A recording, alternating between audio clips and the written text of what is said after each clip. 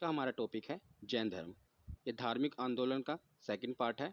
इससे पिछले पार्ट में मैंने धार्मिक आंदोलन में बौद्ध धर्म के बारे में कवर कराया था। अगर आपने बौद्ध धर्म की वो वीडियो को नहीं देखा, मैं ऊपर आई बटन में उस वीडियो का लिंक डाल दूंगा। आप इस वीडियो के ख़त्म होने के बाद उस वीडियो को भी ज़रूर देख लेना। तो आज हम पढ़ेंगे जैन धर्म के बारे में। तो इस वीडियो में हम देख लेते हैं कि आज हम क्या क्या पढ़ेंगे। मैं आपको बता देता हूँ। तो हम पहले देखेंगे कि आखिर जैन धर्म की शुरुआत कैसे हुई, और उसके बाद में सबसे महत्वपूर्ण है जैन धर्म में महावीर स्वामी जी।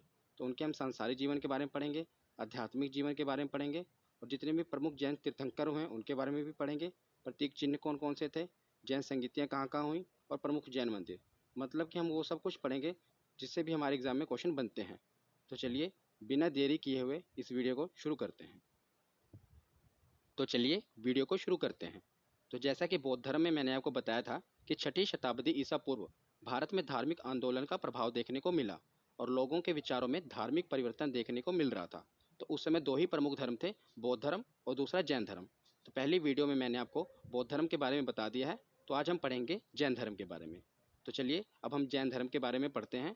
तो जैन धर्म के संस्थापक और प्रथम तीर्थंकर ऋषभदेव थे। याद रखिएगा, उनके संस्थापक और प्रथम तीर्थंकर ऋषभदेव थे। तो आखिरकार ये तीर्थंकर शब्द का मतलब क्या है? तो जो स्वयं तप के माध्यम से आत्मज्ञान प्राप्त करते हैं और जो संसार रूपी सागर से पार लगाने वाली तीर्थ की रचना करते हैं, उन्हें तीर्थंकर कहा जाता है। ठीक है, अब हम पढ़ते हैं प्रमुख जैन तीर्थंकर और उनके प्रतीक चिन्ह, क्योंकि एग्जाम में पूछे जाते हैं। तो याद रखिएगा, जैन धर्म में कुल 24 तीर्थंकर हुए थे। कितने? 24 तीर्थंकर। पर हमें पढ़ने हैं 3 ही तीर्थंकर के बारे में, क्योंकि यही तीनों पूछे जाते हैं, पहले, 23वें और 24वें। तो पहले तीर्थंकर कौन थे? ऋषभदेव थे, जो जैन धर्म के संस्थापक थे, और इनका प्रतीक चिन्ह है सांड, याद रखिएगा। और 23वें तीर्थंकर थे पार्श्वनाथ, इनका प्रतीक चिन्ह है सर्प यानी कि सांप। और 24वें और आखिरी जैन तीर्थंकर थे भगवान महावीर स्वामी, और इनका प्रतीक चिन्ह है शेर। तो ये तीनों आपको याद रखने हैं। अब हम देखते हैं 23वें तीर्थंकर, इनसे भी प्रश्न बनते हैं। तो जैन धर्म के 23वें तीर्थंकर पार्श्वनाथ थे, और इन्हें झारखंड के सम्मेद शिखर पर ज्ञान की प्राप्ति हुई थी। ये क्वेश्चन पूछा गया कि इन्हें कहाँ पर ज्ञान की प्राप्ति हुई थी? तो झारखंड के सम्मेद शिखर पर इन्हें ज्ञान की प्राप्ति हुई थी। और ज्ञान प्राप्ति के बाद इन्होंने कुल 4 नियम बताए थे, जिसे जैन धर्म में चतुरायन धर्म कहा गया है। और ये 4 नियम थे। पहला नियम था हिंसा ना करना, दूसरा सदा सत्य बोलना, तीसरा चोरी ना करना, और चौथा संपत्ति ना रखना। तो ज्ञान प्राप्ति के बाद पार्श्वनाथ जी ने ये कुल 4 नियम बताए थे, जिसे जैन धर्म में चतुरायन धर्म कहा गया है। याद रखिएगा। अब हम देखते हैं जैन धर्म के 24वें और अंतिम तीर्थंकर भगवान महावीर स्वामी जी के बारे में। तो जैन धर्म के 24वें और अंतिम तीर्थंकर भगवान महावीर स्वामी हैं, जिन्हें जैन धर्म का वास्तविक संस्थापक कहा जाता है। याद रखिएगा, जब पूछा जाए कि जैन धर्म के संस्थापक कौन थे, तो वो पहले तीर्थंकर ऋषभदेव थे। पर यह पूछा जाए कि जैन धर्म के वास्तविक संस्थापक कौन थे, तो याद रखिएगा वे भगवान महावीर स्वामी थे। अब हम भगवान महावीर स्वामी जी के सांसारिक जीवन के बारे में पढ़ते हैं। तो भगवान महावीर स्वामी का जन्म 540 ईसा पूर्व कुंडग्राम के वैशाली जिले में हुआ था। याद रखिएगा, ये जो इनकी जन्म तिथि है, मतलब कि 540 ईसा पूर्व, इसमें विवाद है। कुछ लोगों का कहना है कि इनका जन्म 599 ईसा पूर्व हुआ था, पर इतिहासकारों का मानना है कि इनका जन्म 540 ईसा पूर्व ही हुआ था। तो हम जो इतिहासकारों का मानना है उसी के बारे में पढ़ेंगे, और यही एग्जाम के में आपके पूछा जाता है कि उनका जन्म कब हुआ था। तो याद रखिएगा 540 ईसा पूर्व कुंडग्राम के वैशाली जिले में हुआ था। अब हम इनके पिता माता के बारे में देख लेते हैं, क्योंकि डायरेक्ट 1 नंबर का सवाल ये पूछ लिया जाता है। तो महावीर स्वामी जी के पिता का नाम था सिद्धार्थ, और उनकी माता का नाम था त्रिशला, और इनके एक भाई थे, इनका नाम था नंदीवर्धन। और महावीर स्वामी जी की पत्नी का नाम था यशोदा, और इनकी एक पुत्री हुई थी, उनका नाम था प्रियदर्शनी, और प्रियदर्शनी का विवाह हुआ था जमाली के साथ। तो भगवान महावीर स्वामी जी के दामाद कौन थे? जमाली थे। और याद रखिएगा, महावीर स्वामी जी के बचपन का नाम वर्धमान था। क्या था? वर्धमान। तो सांसारिक जीवन के बाद अब हम देखते हैं भगवान महावीर स्वामी जी के आध्यात्मिक जीवन के बारे में। तो महावीर स्वामी जी ने 30 वर्ष की उम्र में माता पिता की मृत्यु के पश्चात अपने बड़े भाई नंदीवर्धन से अनुमति लेकर संन्यास जीवन को स्वीकारा था। तो याद रखिएगा, 30 वर्ष की उम्र में माता पिता की मृत्यु के बाद इन्होंने अपने बड़े भाई नंदीवर्धन से आज्ञा ली, और उसके बाद संन्यास जीवन को स्वीकारा। और ये आगे बहुत ही महत्वपूर्ण है कि 12 वर्षों की कठिन तपस्या के बाद महावीर स्वामी जी ने ऋजुपालिका नदी के तट पर साल वृक्ष के नीचे तपस्या करते हुए ज्ञान की प्राप्ति हुई, और इस ज्ञान की प्राप्ति को जैन धर्म में कैवल्य कहा गया। तो इसकी एक एक लाइन महत्वपूर्ण है। या ये पूछा गया कि महावीर स्वामी जी को कहाँ पर ज्ञान की प्राप्ति हुई, तो याद रखिएगा, ऋजुपालिका नदी के तट पर और साल वृक्ष के नीचे इन्हें ज्ञान की प्राप्ति हुई, और ज्ञान की प्राप्ति को क्या कहा गया? तो कैवल्य कहा गया। तो उसी समय जब इन्हें ज्ञान की प्राप्ति हुई, तो इन्हें अरहत, जिसका मतलब है पूज्य, निर्ग्रंथ, बंधनहीन और जिन यानी कि विजेता कहलाए और इनके अनुयायी जैन कहलाए। और महावीर स्वामी जी ने अपने उपदेश जो हैं वो प्राकृत भाषा में दिए हैं। ये पूछा गया है कि उन्होंने अपने उपदेश किस भाषा में दिए हैं, तो याद रखिएगा प्राकृत भाषा में इन्होंने अपने उपदेश को दिया है। और इन्होंने अपना पहला उपदेश राजगीर में दिया और अंतिम उपदेश पावापुरी में दिया। तो जब ज्ञान प्राप्ति हुई महावीर स्वामी जी को, तो इन्होंने कुल 5 नियम बताए। इससे पहले हमने पढ़ा था कि जो 23वें तीर्थंकर थे पार्श्वनाथ, उन्हें जब ज्ञान की प्राप्ति हुई थी तो उन्होंने 4 नियम बताए थे और महावीर स्वामी जी ने कुल 5 नियम बताए, जिसे पंचायन धर्म कहा गया। बस इन्होंने एक धर्म और एक नियम ऐड कर दिया। बाकी जो 4 नियम थे ये वही जो पार्श्वनाथ जी ने बताए थे वही हैं, बस इन्होंने ब्रह्मचर्य जोड़ दिया। तो हमें याद रखना है, पहला हिंसा न करना, दूसरा सदा सत्य बोलना, तीसरा चोरी न करना और चौथा संपत्ति न रखा। ये तो पार्श्वनाथ जी ने भी बताए थे, पर इन्होंने एक और जोड़ दिया जिसे ब्रह्मचर्य कहा गया। तो ये पंचायन धर्म था जिसे महावीर स्वामी जी ने ज्ञान प्राप्ति के बाद बताया। और महावीर स्वामी जी ने त्रिरत्न दिए, ये भी बहुत महत्वपूर्ण है, ये भी पूछे गए हैं। तो पहला है सम्यक दर्शन, दूसरा है सम्यक ज्ञान और तीसरा है सम्यक आचरण। सम्यक को अगर हम इंग्लिश में बताएं तो इसका मतलब है प्योर।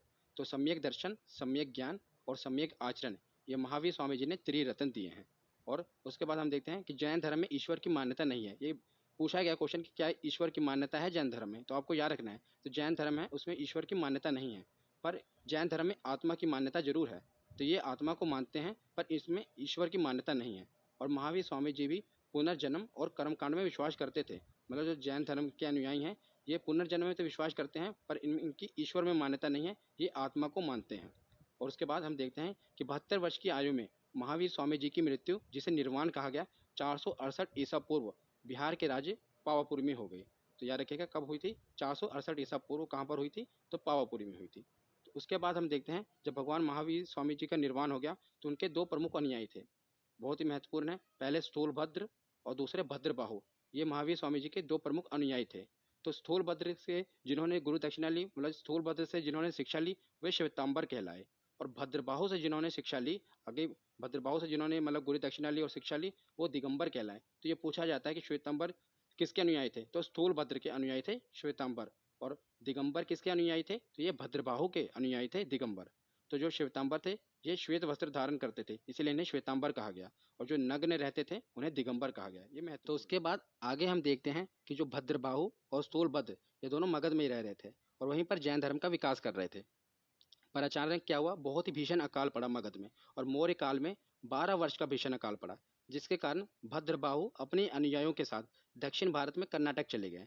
स्थूलभद्र वहीं पर थे मगध में, पर भद्रबाहु अपने अनुयायियों के साथ दक्षिण भारत में कर्नाटक चले गए। और उनके साथ चंद्रगुप्त मौर्य, याद रखिएगा बहुत ही महत्वपूर्ण है, चंद्रगुप्त मौर्य वही जो चाणक्य के शिष्य थे, वो भी साथ ही उनके साथ आए और जिन्होंने कर्नाटक के श्रवण बेलगोला में संलेखना विधि द्वारा अपने प्राण त्याग दिए। तो ये पूछा गया जाता है कि संलेखना विधि द्वारा किसने अपने प्राण त्याग दिए, तो याद रखिएगा चंद्रगुप्त मौर्य ने संलेखना विधि द्वारा कर्नाटक में अपने प्राण त्याग दिए। तो आखिरकार ये संलेखना विधि क्या है, तो ये संलेखना विधि जो है जैन धर्म में मतलब मुक्ति पाने की एक विधि है, जिसमें क्या किया जाता है, बहुत ही कठिन तपस्या है जिसमें अन्न और जल को त्याग दिया जाता है और अपने शरीर को कष्ट देकर खत्म कर दिया जाता है।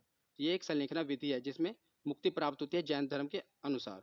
उसके बाद हम देखते हैं कि जैन धर्म के प्रचार के लिए 2 जैन संगतियाँ हुई। देखा क्या गया कि जब महावीर स्वामी जी का निर्वाण हो गया तो उसके बाद जो था जैन धर्म में काफ़ी मतलब विवाद हो गया, जैन धर्म का खत्म हो रहा था। उसके लिए फिर क्या क्या कि संगतियाँ बुलाई गई। तो जो पहली संगति थी ये स्थूलभद्र ने बुलाई, जो कि उनके आपको पता है ना 2 प्रिय अनुयायी थे, एक स्थूलभद्र और एक भद्रबाहु। तो स्थूलभद्र ने पहली जैन संगति के ये अध्यक्ष थे। 300 ईसा पूर्व कहाँ पर ये संगति हुई थी, तो पाटलिपुत्र। पहली संगति हुई थी 300 ईसा पूर्व पाटलिपुत्र में और इसके अध्यक्ष थे स्थूलभद्र।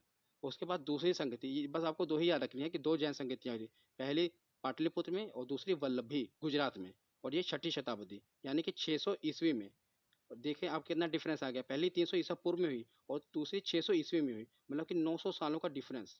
ये ईसा पूर्व है और ये ईस्वी है। इसीलिए देखा गया कि जो ये भी एक कारण था कि जैन धर्म का इतना विकास नहीं हो पाया, क्योंकि जो जैन संगतियाँ थी उसमें भी इतना लेट हो गई। जैन संगतियाँ क्या थी, जिसमें सबको बुलाया जाता था और जैन धर्म के बारे में बताया जाता था, पर उसमें इतना लेट हो गया कि 900 साल लग गए दूसरी जैन संगति में। इसलिए जैन धर्म का इतना विकास नहीं हो पाया जितना कि बौद्ध धर्म का विकास हो गया। और दूसरे जो जैन संगति थे इसमें अध्यक्ष कौन थे, तो क्षमा श्रवण। ये पूछे जाते हैं कि आप कई क्वेश्चन में आपको ज़्यादा कन्फ्यूजन क्या होती है, बच्चे क्या करते हैं पहले स्थूलभद्र और दूसरे में अध्यक्ष लगा देते हैं भद्रबाहु को, जबकि भद्रबाहु नहीं थे, क्योंकि आप देख रहे हैं ना कि 900 साल तक थोड़ा ना वो जिंदा रहेंगे। तो याद रखिएगा दूसरे में अध्यक्ष कौन थे, तो क्षमा श्रवण थे।